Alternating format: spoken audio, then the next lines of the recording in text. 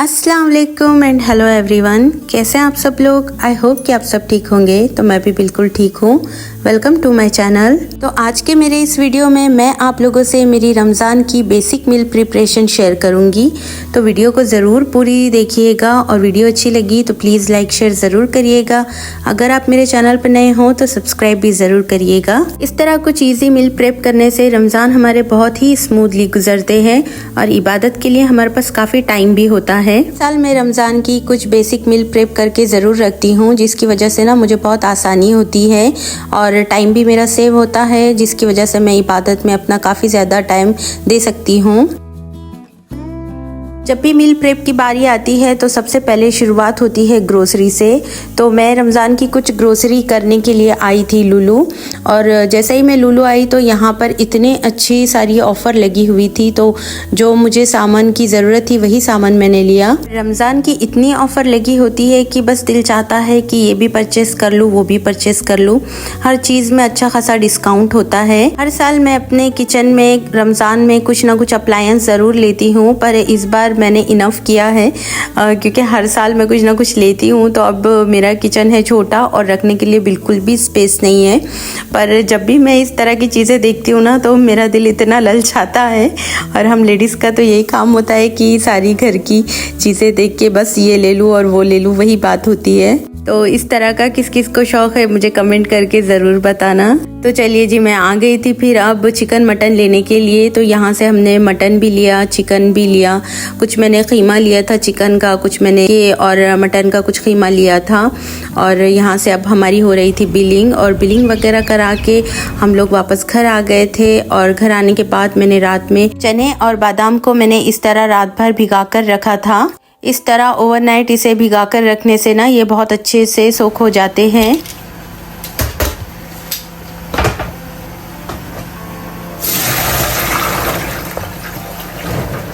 चने का जितना भी पानी था सारा मैंने ड्रेन कर दिया। उसके बाद इसे अच्छे से वॉश करके मैं इसे कुकर में डाल दूंगी और 2 से 3 कप भर के मैंने इसमें पानी ऐड किया और इसे बॉईल होने के लिए मैं रख दूंगी। तो ये 2 से 3 सीटी में बहुत अच्छे से बॉईल हो जाते हैं।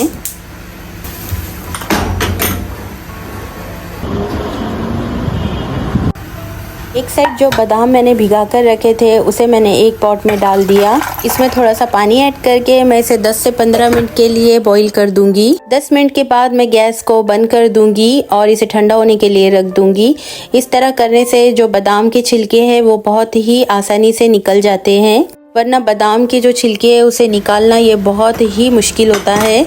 एक साइड चने भी बहुत अच्छे से बॉईल हो गए थे और चने को ना हमें ज़्यादा बॉईल नहीं करना है वरना ये टूट जाते हैं। इसके बाद इसके अंदर जितना भी पानी था सारा मैंने ड्रेन कर दिया और इसे कुछ देर के लिए ठंडा होने रख दिया।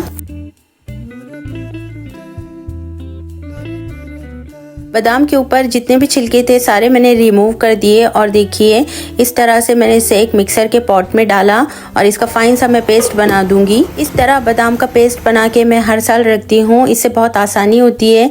जब भी हमें कोई बादाम का शरबत बनाना हो तो बस 1 क्यूब या 2 क्यूब निकाले और दूध में डाल दिए तो बहुत आसानी से बादाम का शरबत बन के रेडी हो जाता है। या कभी हमारे घर अफ्तारी हो और बादाम की खीर वगैरह बनाना हो तो इससे भी ना बहुत इजी होता है। खोरमा वगैरह में भी हम इसे यूज़ कर सकते हैं। तो इस तरह मैं हर साल ये पेस्ट बना के रखती हूँ। पेस्ट को मैंने आइस क्यूब में डाला था और कुछ जो पेस्ट बच गया था उसे मैं इस तरह बॉक्स में डाल के रख रही हूँ। इसे मैं जल्दी यूज़ कर लूँगी।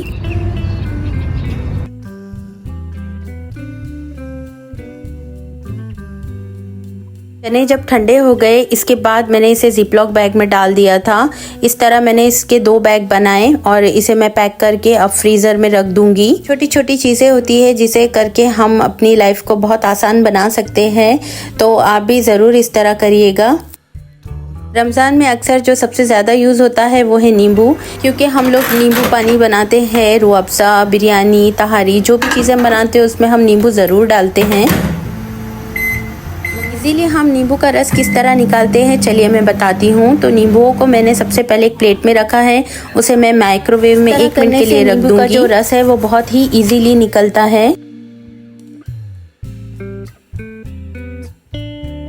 आप ये ट्रिक ज़रूर यूज़ करना, इससे आपको बहुत आसानी होगी। इजीली नींबू का रस निकल जाएगा। नींबू के रस को आइस ट्रे में मैंने इस तरह से डाल दिया और इसे अब मैं फ्रीज़ कर दूंगी। हम चाहे इंडिया से हो या चाहे पाकिस्तान से, दुनिया के कोई भी कोने में हम लोग चले जाएं तो पकोड़ा तो हमारा ऑल टाइम फेवरेट ही होता है। और पकोड़ा बनाने के लिए ना इस तरह मैं पकोड़ा मिक्सचर बना के रखती हूँ। बेसन के अंदर सारे स्पाइसेस में डालती हूँ। मुझे बहुत आसानी होती है। अफ्तार के टाइम ना बहुत टाइम सेव होता है, यानी कि बार बार कोई भी चीज़ें खोलने की ज़रूरत नहीं। यानी कि मिर्ची डालो, हल्दी डालो, अजवाइन डालो, ज़ीरा डालो, ये सारी चीज़ें डालना पड़ती है। तो एक जगह करके इस तरह मैं सारा पकौड़ा का मिक्सचर बना के रख देती हूँ, तो इससे मेरा टाइम भी सेव हो जाता है। जो भी पकौड़ी बनानी हो बस ये मिक्सचर को निकालना है और बस इसमें ऐड करना है। ज़्यादातर रमज़ान में हम लोग प्याज का पकौड़ा, आलू का और अंडो पकोड़ा ये ज़्यादा ही यूज़ करते हैं। तो ये मिक्सचर जो मैं बना रही हूँ ये तीनों में भी यूज़ होगा बहुत इजीली।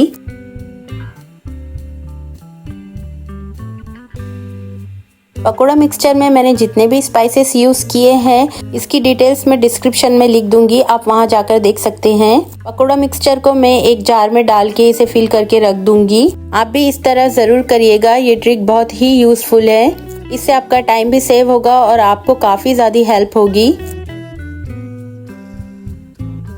डेली कुकिंग में जो भी बेसिक स्पाइसेस हम यूज़ करते हैं उसे भी ना मैं इस तरह पीस कर रख देती हूँ। धनिया को मैंने भूनकर इसका दरदरा सा पाउडर बना दिया था और इसे एक बॉटल में डाल के मैं इसे फिल कर दूंगी। जब भी मुझे कोई मैरिनेशन करनी हो या कढ़ाई वगैरह बनानी हो तो इस तरह इसे इजीली यूज़ कर सकते हैं।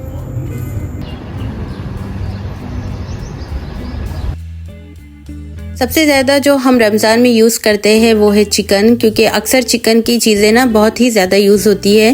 तो जैसे कि कभी पिज़्ज़ा वगैरह बनाना हो या हमें नूडल्स वगैरह बनाना हो तो इस तरह कुछ मैरिनेशन करके मैं पहले से ही रख दूँगी। चिकन को मैंने छोटे छोटे क्यूब्स में इस तरह से कट कर दिया। अब मैं इसे मैरिनेट करूँगी। तो मैरिनेशन में मैंने सबसे पहले जिंजर गार्लिक का पेस्ट, तिक्का मसाला, थोड़ा गरम मसाला, धनिया पाउडर, नमक, थोड़ा सा चाट मसाला, ये सारी चीज़ें डाल के मैं इसे 2 से 3 घंटे के लिए मैरिनेट होने रख दूँगी।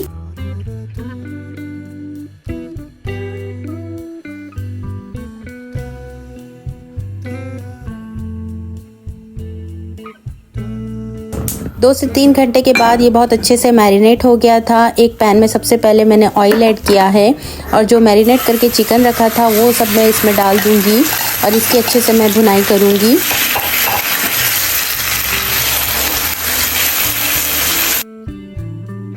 फ्लेम पे इसे मैंने 10 से 15 मिनट के लिए अच्छे से भुना था। इसके बाद मैं इसे कवर करके रख दूंगी।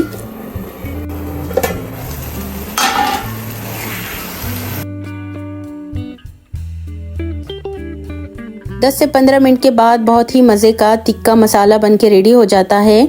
इसके अंदर का जितना भी पानी है उसे ना हमें सुखा लेना है।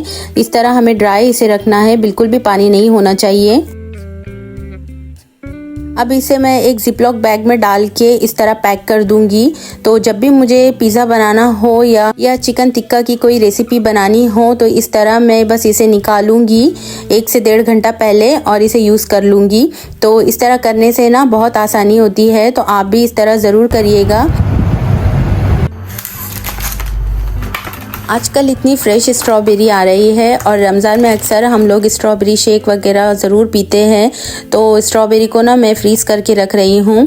तो जितने भी इसके ऊपर के कवर थे मैंने सारे निकाल दिए और इस तरह इसे जिपलॉक बैग में डाल के मैं इसे फ्रीज़ कर दूँगी। तो जब भी मुझे इसे यूज़ करना होगा बस फ्रीज़र से निकाले और इसका स्ट्रॉबेरी लस्सी बना लिए, कभी मिल्क शेक बना लिए। रमज़ान में अफ्तार में कुछ हो ना हो पर दही बड़े तो ज़रूर होने चाहिए। दही बड़े तो मेरे घर में सबके ही फेवरेट है, मेरे हस्बैंड के और मेरे। तो इसलिए मैं डेली ही दही बड़े बनाती हूँ। मैं दही बड़े किस तरह बनाती हूँ उसकी रेसिपी मैं आज आप लोगों से शेयर कर रही हूँ। तो 2 कप भर के मैंने उड़द की दाल लिया है और आधा कप भर के मैंने चावल लिए हैं। उड़द की दाल बहुत ही जल्दी भीग जाती है, ज़्यादा टाइम नहीं लगता। तो 3 से 4 घंटे के लिए मैंने इसे भिगा दिया था और चावल को भी मैंने 3 से 4 घंटे के लिए भिगाया था। 2 कप दाल में मैं आधा कप चावल डाल रही हूँ। चावल डालने से ना दही बड़े बहुत ही क्रिस्पी बन के रेडी होते हैं। आप भी ये रेसिपी ज़रूर ट्राई करना।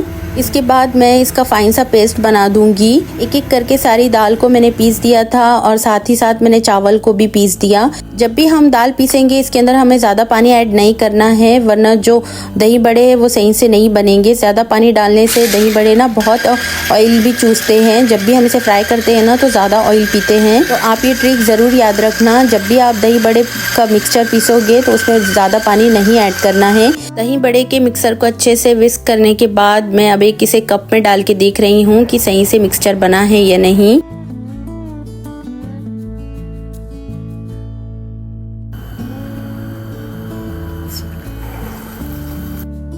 एक कढ़ाई में सबसे पहले मैंने ऑयल डाला था। जब ऑयल अच्छे से गर्म हो गया उसके बाद एक एक करके मैं इस तरह से बड़े बना रही हूँ। अगर अच्छे से गर्म होना तो बहुत इजीली कुकिंग हो जाती है, ज़्यादा टाइम नहीं लगता।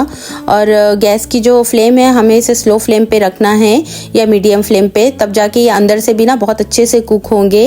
इस तरह मैंने सारे बड़े बना दिए थे और इसका फाइनल लुक देखिए आप। तो आप भी ये रेसिपी ज़रूर ट्राई करना और मुझे कमेंट करके बताना कि ये रेसिपी आपको कैसी लगी है। बड़े ठंडे होने के बाद मैंने इसे जिपलॉक बैग में डाल दिया था और इसे पैक करके मैं अब फ्रीज़र में फ्रीज़ कर दूंगी। इस तरह करने से ना बहुत आसानी होती है। जब भी अगर हमारे घर में कोई दावत वगैरह हो या अगर सडनली कोई गेस्ट वगैरह आ गए तो बस बड़ों को फ्रीज से हमें निकालना है, थोड़ा गर्म पानी में इसे डालना है और दही में ऐड कर देना है, तो बहुत मज़े के दही बड़े बन के रेडी हो जाते हैं। तो आप भी ये ट्रिक ज़रूर यूज़ करना, इससे आपको बहुत ज़्यादा हेल्प होगी।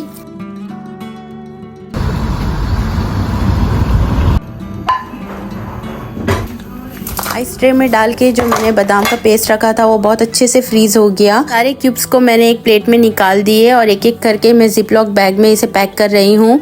इस तरह करने से ना बहुत आसानी होती है। और ये क्यूब देखिए बिल्कुल आइसक्रीम की तरह लग रहे हैं और दिल कह रहा था कि बस इसे खा लूँ। आप भी इस तरह बादाम का पेस्ट बना के ज़रूर रखना, आपको इससे बहुत हेल्प होगी। जब भी आपको बादाम का शरबत बनाना हो बस क्यूब निकाले और यूज़ कर लिए। और नींबू के रस को भी मैंने इस तरह से आइस क्यूब में बना दिया था और इसे भी मैं जिपलॉक बैग में डाल के पैक करके रख दूंगी। जो मैंने ग्रीन चटनी बनाई थी इसे भी ना मैंने आइस ट्रे में डाल के आइस क्यूब में बना दिया था। अब सारे क्यूब्स को मैं डाल दूंगी जिपलॉक बैग में और इसे भी पैक करके मैं रख दूंगी।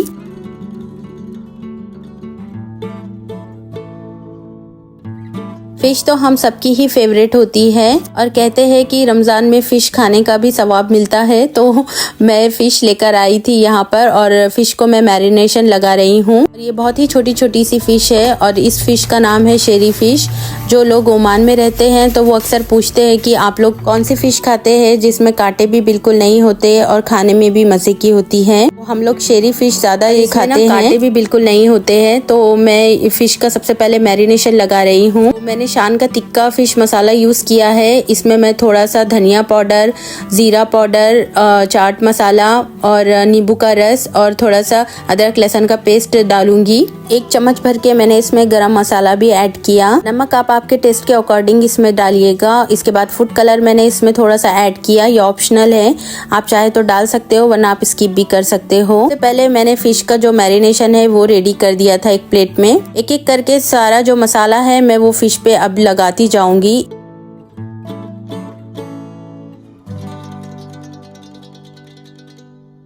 सारा मसाला फ़िश पे अच्छे से लगाकर इसे 3 से 4 घंटे के लिए मैंने मैरिनेट होने रख दिया था। आप चाहे तो इसे जिपलॉक बैग में डाल के फ्रीज भी कर सकते हो। मैं यहाँ रेडी कर रही हूँ ग्रीन पेस्ट। ग्रीन पेस्ट अक्सर हमारे बहुत सारी रेसिपीज में यूज होता है। बार बार ग्रीन पेस्ट बना के पीसना ये मुझे झंझट वाला काम लगता है, तो इस तरह इकट्ठे में ना बनाकर इसे फ्रीज कर देती हूँ तो ये काफ़ी टाइम तक अच्छे से चल जाता है, बार बार पीसने का झंझट नहीं रहता। आप चाहे तो इसे आइस ट्रे में डाल के क्यूब बना के भी फ्रीज कर सकते हो, चाहे तो इस तरह पॉट में निकाल के भी आप इसे रख सकते हो। तो इस तरह छोटी छोटी मील प्रेप अगर हम कर देते हैं तो कुकिंग करने के टाइम ना बहुत टाइम सेव होता है और हमें बहुत आसानियाँ होती है। गरम मसाले को भी इस तरह ज़्यादा क्वांटिटी में बना के मैं पीस देती हूँ, तो इससे ना मुझे बहुत आसानी होती है। तो गरम मसाले में मैं क्या क्या डालती हूँ वो आज मैं आप लोगों से शेयर कर रही हूँ। ज़ीरा, शाही ज़ीरा, लौंग, इलायची, काली मिर्च, थोड़ी सी सौंफ, हरी इलायची, बड़ी इलायची, चक्री फूल, दालचीनी, थोड़ा सा तेज़ पत्ता, सब चीज़ें आप आपकी क्वांटिटी के हिसाब से लीजिएगा। इसमें मैं कुछ साबित लाल मिर्च ऐड करूंगी, इससे ना टेस्ट बहुत अच्छा आता है। तो ये ऑप्शनल है, आप चाहे तो डाल सकते हो, वरना आप इसे स्किप भी कर सकते हो। आप चाहे तो इसे थोड़ा सा तवे पे रोस्ट भी कर सकते हो, या आप इसी तरह भी पीस सकते हो। इस बार मैंने इसे ना डायरेक्टली पीसा, इसे रोस्ट नहीं किया। करने से इसका टेस्ट बहुत अच्छा आता है और इसमें स्मेल भी बहुत अच्छी आती है। तो आप ये ज़रूर ट्राई करना और मुझे कमेंट करके बताना कि आपको मेरे गरम मसाले की रेसिपी कैसी लगी है।